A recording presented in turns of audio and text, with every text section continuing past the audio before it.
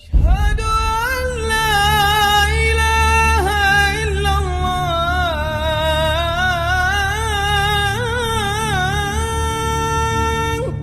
أشهد أن محمد رسول الله.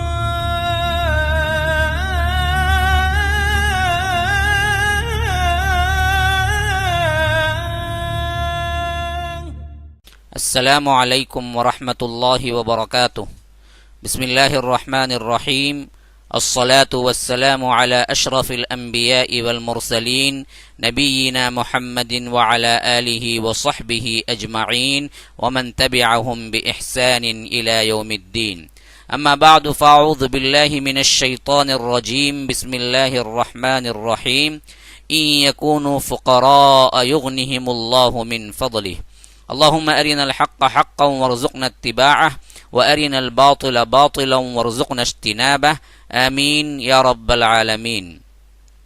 برادران اسلام، واجب الاحترام بزرگوں، دوستوں، عزیز ساتھیوں، لائق احترام ماؤں اور بہنوں، نکاح اسلامی طریقے پر اس عنوان کے تحت آپ لوگ کچھ باتیں پچھلے درس میں سن چکے ہیں. آج کا یہ درس جس عنوان پر قائم ہے وہ ہے نکاح مفلسی کو دور کر دیتا ہے یا نکاح مفلس انسان کو مالدار بنا دیتا ہے.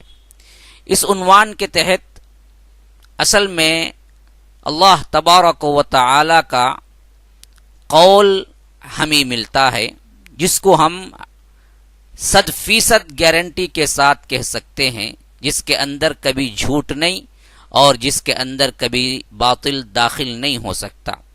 اللہ تبارک و تعالی نے فرمایا سورہ نور، یہ نور بہت سے احکامات پر مشتمل ہے اور خاص کر شادی بیاہ کے احکامات اور عورتوں کے مسائل پر مشتمل ہے.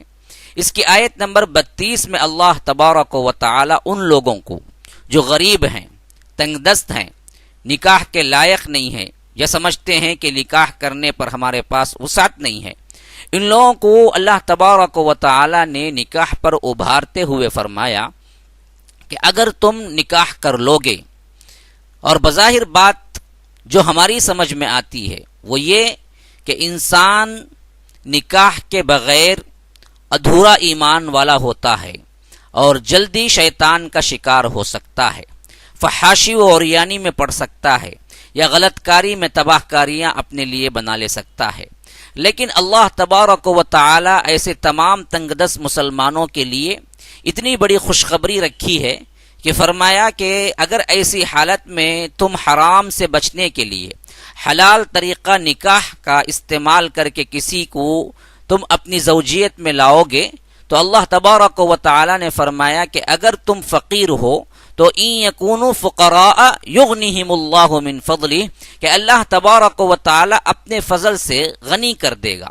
تو یاد رکھیے اللہ تبارک و تعالی نے کسی عبادت کو مالداری سے مقابلہ نہیں کیا اور دینے کا وعدہ نہیں کیا. ہاں، مجموعی طور پر اللہ نے یہ کہا ہے کہ جو لوگ اللہ اور اس کے رسول کے تحت زندگی گزارتے ہیں ان کے لیے دنیا اور آخرت اچھی کر دوں گا اور سب سے بہترین دنیا اور آخرت کی زندگی دوں گا.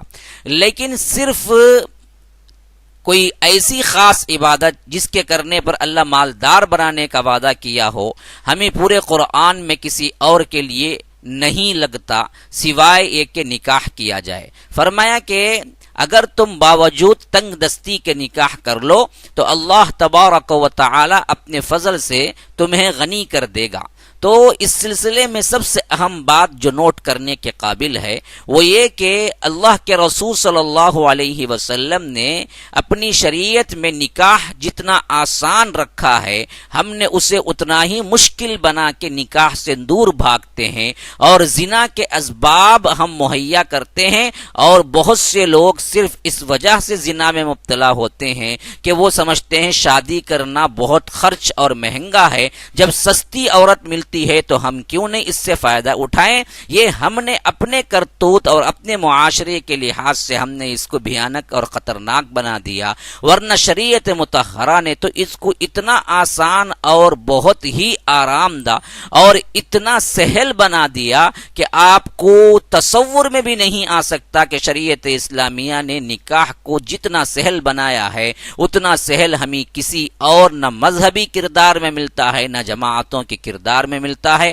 نہ تمدن کے اندر ملتا ہے، نہ معاشرت کے اندر ملتا ہے. آئیے اسی تعلق سے ایک حدیث جو بخاری کی ہے اور بخاری کے کتاب النکاح کی ہے، حدیث نمبر 20 بہت ہی ہمارے لیے بہترین ہے، اور اس حدیث کو ہم سنیں گے تو معلوم ہوتا ہے کہ اللہ کے رسول صلی اللہ علیہ وسلم نے اپنے دور مبارک میں کس طرح اصحاب رسول اللہ صلی اللہ علیہ وسلم کی شادیاں کی اور کس طریقے پر کی، اور کتنا آسان اور سہل طریقہ تھا جس کو ہم نے چھوڑا تو معاشرے میں ہم نے گندگی پھیلانے کے باعث بھی بنے اور خود لوگ بھی برائی میں پڑے اور زناکاری میں پڑے، اور سب سے زیادہ مال کا وہ ضیاع بھی ہے جو ہم اندھا دھن نکاح کی حیثیت سے کرتے ہیں. ہم حدیث انشاءاللہ اگلے درس میں شروع کریں گے، اب وقت ہوا چاہتا ہے. انشاءاللہ اگلے درس میں حدیث آپ کو سنائیں گے،